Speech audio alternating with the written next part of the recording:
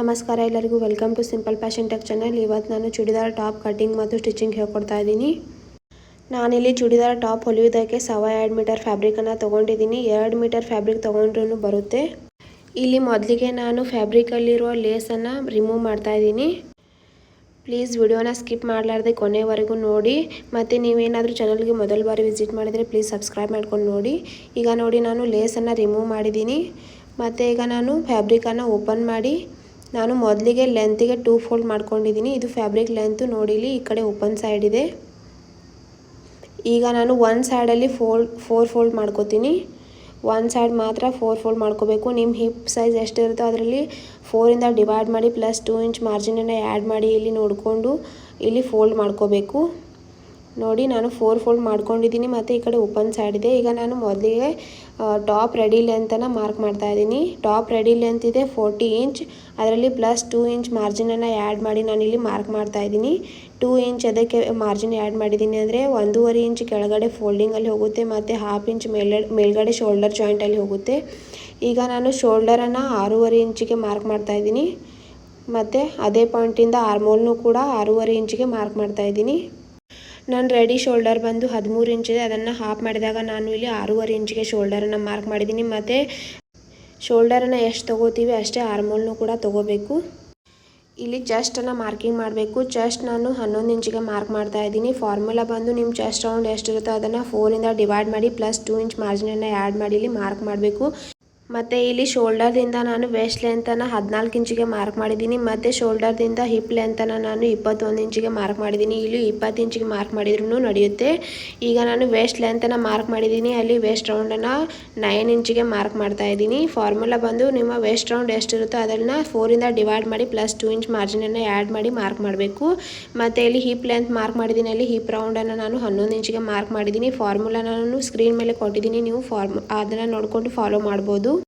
ನಾನು ಮಾರ್ಜಿನನ್ನು ಆ್ಯಡ್ ಮಾಡಿಲ್ಲ, ಇಲ್ಲಿ ರೆಡಿ ಮಾಪನ್ನು ಮಾರ್ಕ್ ಮಾಡಿದ್ದೀನಿ. ಮತ್ತು ಈ ಪಾಯಿಂಟಿಂದ ನಾವು ಬಾಟಮ್ವರೆಗೂ ಸ್ಟ್ರೇಟಾಗಿ ಗೆರೆ ಎಳ್ಕೊಂಡು ಕೂಡಿಸ್ಕೋಬೇಕು. ಇಲ್ಲಿ ಮಾರ್ಜಿನನ್ನು 2 ಇಂಚಿಗೆ ನಾನು ಈಗ ಮಾರ್ಕ್ ಮಾಡ್ತೀನಿ. ನೋಡಿ ಇಲ್ಲಿ ಈ ಥರ 2 ಇಂಚ್ ನಾನು ಎಕ್ಸ್ಟ್ರಾ ಮಾರ್ಜಿನನ್ನು ಆ್ಯಡ್ ಮಾಡ್ತಾ ಇದ್ದೀನಿ. ಅಂದರೆ ನನ್ನ ಅಳತೆ ಪ್ರಕಾರ ಚೆಸ್ಟ್ ರೌಂಡು 9 ಇಂಚಿದೆ, ಅದರಲ್ಲಿ ಪ್ಲಸ್ 2 ಇಂಚ್ ಮಾರ್ಜಿನನ್ನು ಆ್ಯಡ್ ಮಾಡಿ ಇಲ್ಲಿ 11 ಇಂಚ್ ಆಯಿತು. ಅದೇ ಥರ ನಾನು 2 ಇಂಚನ್ನು ಈಗ ಮಾರ್ಜಿನನ್ನು ಆ್ಯಡ್ ಮಾಡಿದ್ದೀನಿ. ಈಗ ನಾನು ಆರ್ಮೋಲ್ ರೌಂಡನ್ನು ಮಾರ್ಕ್ ಮಾಡ್ತಾಯಿದ್ದೀನಿ. ಕಾರ್ನರ್ದಿಂದ 1.5 ಇಂಚ್ ಮಾರ್ಕ್ ಮಾಡಿ ಈ ಥರ ರೌಂಡ್ ಶೇಪಲ್ಲಿ ಶೇಪ್ ಹಾಕೋಬೇಕು ಮತ್ತು 1/2 ಇಂಚ್ ಒಳಗಡೆಯಿಂದ ಫ್ರಂಟ್ ಆರ್ಮೋಲ್ ಶೇಪ್ ಹಾಕೋಬೇಕು. ಈಗ ಮಾರ್ಕಿನ ಮೇಲೆ ಕಟಿಂಗ್ ಮಾಡ್ಕೋತಾ ಇದ್ದೀನಿ. ಬ್ಯಾಕ್ ಆರ್ಮೋಲ್ ಶೇಪ್ದಿಂದ ಈಗ ನಾನು ಕಟಿಂಗ್ ಮಾಡ್ಕೋತಾ ಇದ್ದೀನಿ. ನೆಕ್ ವಿಡ್ತನ್ನು ನಾನು ಆಮೇಲೆ ಕಟಿಂಗ್ ಮಾಡ್ತೀನಿ. ನೋಡಿ ಈಗ ಕಟಿಂಗ್ ಮಾಡ್ಕೊಂಡಿದ್ದಾಗಿದೆ. ಈ ಉಳಿದ ಬಟ್ಟೆಯಲ್ಲಿ ನಾವು ಸ್ಲೀವ್ಸನ್ನು ಕಟಿಂಗ್ ಮಾಡ್ಕೊಳ್ಳೋಣ. ಈಗ ನಾನು ಫ್ರಂಟ್ ಆರ್ಮೋಲ್ ಕಟಿಂಗ್ ಸಲುವಾಗಿ ಬ್ಯಾಕ್ ಪಾರ್ಟನ್ನು ತೆಗೆದಿಟ್ಕೋತಾ ಇದ್ದೀನಿ. ಅದಕ್ಕಿಂತ ಮೊದಲು ಇಲ್ಲಿ ಮೇಲ್ಗಡೆ ಜಾಯಿಂಟ್ ಬಂದಿದೆ, ಈ ಜಾಯಿಂಟನ್ನು ನಾನು ಕಟಿಂಗ್ ಮಾಡಿಕೊಂಡು ಸೆಪ್ರೇಟ್ ಮಾಡ್ಕೋತಾ ಇದ್ದೀನಿ. ಈಗ ನಾನು ಬ್ಯಾಕ್ ಪಾರ್ಟನ್ನು ತೆಗೆದಿಟ್ಕೊಂಡು ಫ್ರಂಟ್ ಆರ್ಮೋಲ್ ಶೇಪನ್ನು ಕಟಿಂಗ್ ಮಾಡ್ಕೋತೀನಿ.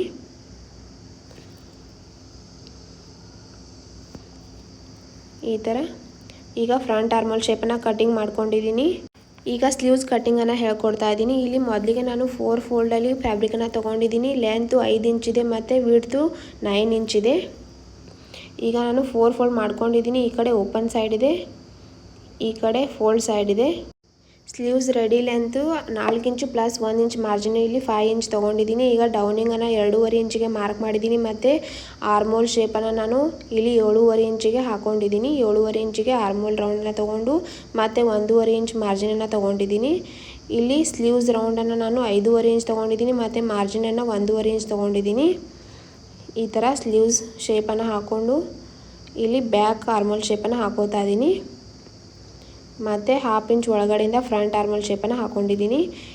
ಬ್ಯಾಕ್ ಆರ್ಮೋಲ್ ಶೇಪ್ದಿಂದ ಸ್ಲೀವ್ಸನ್ನು ಕಟಿಂಗ್ ಮಾಡ್ಕೋಬೇಕು. ಫ್ರಂಟ್ ಆರ್ಮೋಲ್ ಶೇಪನ್ನು ಕಟಿಂಗ್ ಮಾಡ್ಕೊಳ್ಳೋ ಸಲುವಾಗಿ ಸ್ಲೀವ್ಸನ್ನು ಓಪನ್ ಮಾಡಿ ಫ್ರಂಟ್ ಆರ್ಮೋಲ್ ಶೇಪನ್ನು ಕಟಿಂಗ್ ಮಾಡ್ಕೋತಾ ಇದ್ದೀನಿ.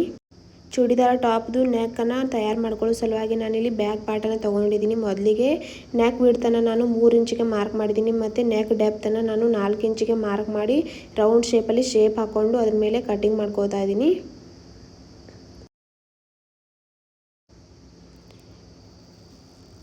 ಕಟಿಂಗ್ ಮಾಡ್ಕೊಂಡಿದ್ದಾಗಿದೆ. ಈಗ ಇದನ್ನು ನಾನು ಫೋಲ್ಡ್ ಮಾಡಿ ಸೈಡಿಗೆ ಇಟ್ಕೊಂಡು ಫ್ರಂಟ್ ಪಾರ್ಟನ್ನು ತೊಗೊಂಡಿದ್ದೀನಿ. ಈಗ ಫ್ರಂಟ್ ಪಾರ್ಟಿಗೆ ನಾವು ಮೊದಲಿಗೆ ಲೇಸನ್ನು ಅಟ್ಯಾಚ್ ಮಾಡಬೇಕು. ಲೇಸನ್ನು ಅಟ್ಯಾಚ್ ಮಾಡೋ ಸಲುವಾಗಿ ನಾನಿಲ್ಲಿ ಸೆಂಟರ್ ಪಾಯಿಂಟನ್ನು ತಗೋತಾ ಇದ್ದೀನಿ.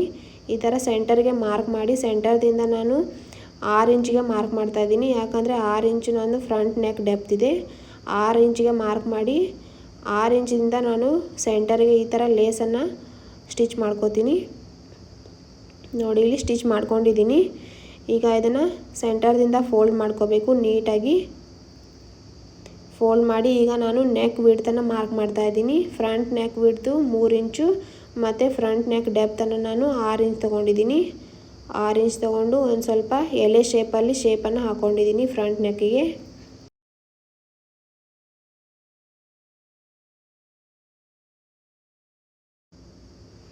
ಮಾರ್ಕಿನ ಮೇಲೆ ಕಟಿಂಗ್ ಮಾಡ್ಕೋತಾ ಇದ್ದೀನಿ. ಕಟಿಂಗ್ ಮಾಡ್ಕೊಂಡಿದ್ದೀನಿ. ಟಾಪನ್ನು ಓಪನ್ ಮಾಡಿ ಫ್ರಂಟ್ ನೆಕ್ಕನ್ನು ಯಾವ ಥರ ತಯಾರು ಮಾಡ್ಕೋಬೇಕು ಅಂತ ಹೇಳ್ಕೊಡ್ತೀನಿ. ಒಂದು ಫ್ಯಾಬ್ರಿಕ್ ಪೀಸನ್ನು ತೊಗೊಂಡಿದ್ದೀನಿ. ಟಾಪ್ ಪಾರ್ಟನ್ನು ನಾನು ಸೀದಾ ಇಟ್ಕೊಂಡಿದ್ದೀನಿ, ಫ್ಯಾಬ್ರಿಕ್ ಪೀಸನ್ನು ಉಲ್ಟಾ ಇಟ್ಕೊಂಡಿದ್ದೀನಿ. ಈ ಥರ ಟಾಪನ್ನು ಉಲ್ಟಾ ಮಾಡಿಕೊಂಡು ಇದ್ರ ಮೇಲೆ ಯಾವ ಥರ ನೆಕ್ ಶೇಪ್ ಇದೆ ಒಂದು 1/4 ಇಂಚ್ ಮಾರ್ಜಿನನ್ನು ಬಿಟ್ಟು ಸ್ಟಿಚ್ ಹಾಕೋಬೇಕು. ನಾನಿಲ್ಲಿ ಸ್ಟಿಚ್ಚನ್ನು ಹಾಕ್ಕೊಂಡಿದ್ದೀನಿ. ಎಕ್ಸ್ಟ್ರಾ ಫ್ಯಾಬ್ರಿಕನ್ನು ಕಟಿಂಗ್ ಮಾಡ್ಕೋತೀನಿ 1/4 ಇಂಚ್ ಮಾರ್ಜಿನನ್ನು ಬಿಟ್ಟು.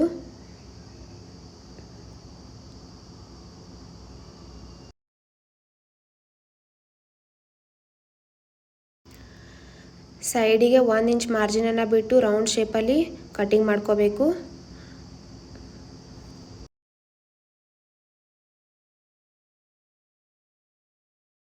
ಫ್ಯಾಬ್ರಿಕ್ ಪೀಸು ನೀಟಾಗಿ ಟರ್ನ್ ಆಗೋ ಸಲುವಾಗಿ ಇಲ್ಲಿ ನಲ್ಲಿಗೆ ನಾಚನ್ನು ಹಾಕೋತಾ ಇದ್ದೀನಿ.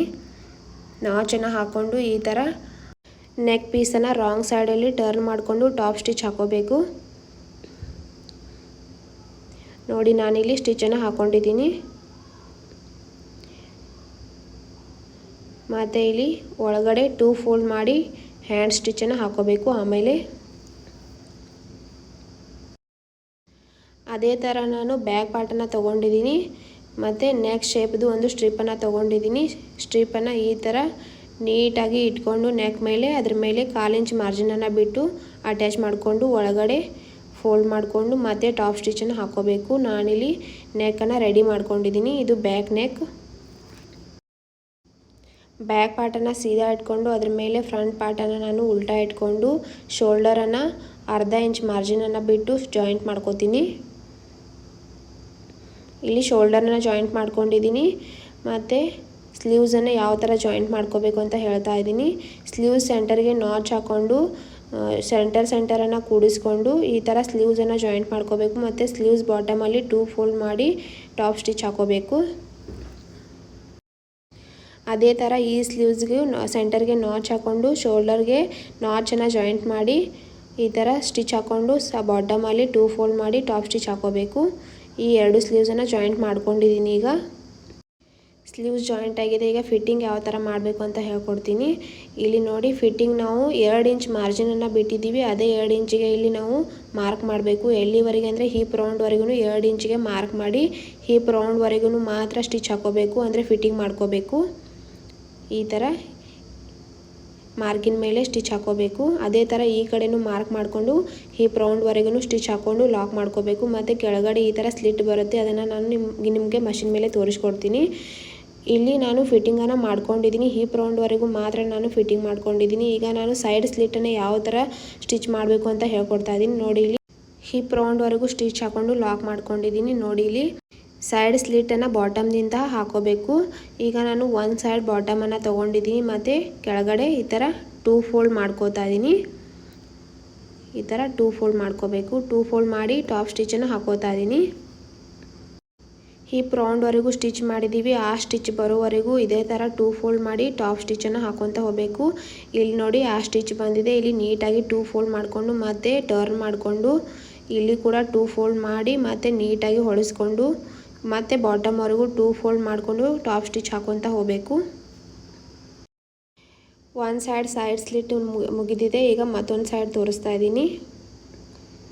ಈ ಥರ ಫೋಲ್ಡ್ ಮಾಡ್ಕೊತ ಸ್ಟಿಚ್ ಮಾಡ್ಕೊತ ಹೋಗಬೇಕು. ಮೇನ್ ಇಂಪಾರ್ಟೆಂಟ್ ಅಂದರೆ ಇಲ್ಲಿ ಸ್ಟಿಚ್ ಬರುತ್ತೆ, ಅಲ್ಲಿ ನೀಟಾಗಿ ನೋಡಿಕೊಂಡು ಫೋಲ್ಡ್ ಮಾಡಿಕೊಂಡು ಸ್ಟಿಚ್ ಮಾಡ್ಕೊತ ಹೋಗಬೇಕು. ಇದೇ ಥರ ಬಾಟಮಲ್ಲಿಯೂ ಕೂಡ 2 ಫೋಲ್ಡ್ ಮಾಡಿ ಟಾಪ್ ಸ್ಟಿಚ್ ಹಾಕೋಬೇಕು. ನೋಡಿ ಇಲ್ಲಿ ಸೈಡಿಗೂ 2 ಫೋಲ್ಡ್ ಮಾಡಿ ಸ್ಟಿಚನ್ನು ಹಾಕ್ಕೊಂಡಿದ್ದೀನಿ. ಇಲ್ಲಿ ಬಾಟಮಲ್ಲಿ ಕೂಡ ನಾನು 2 ಫೋಲ್ಡ್ ಮಾಡಿ ಟಾಪ್ ಸ್ಟಿಚನ್ನು ಹಾಕ್ಕೊಂಡಿದ್ದೀನಿ. ನೋಡಿ ಟಾಪ್ ಈ ಥರ ರೆಡಿಯಾಗಿ ಬಂದಿದೆ. ಇಷ್ಟ ಆದರೆ ಲೈಕ್ ಶೇರ್ ಕಮೆಂಟ್ ಮಾಡಿ. ಪ್ಲೀಸ್ ಸಬ್ಸ್ಕ್ರೈಬ್ ಮಾಡ್ಕೊಂಡು ನೋಡಿ ಚಾನಲನ್ನು. Thank you for watching.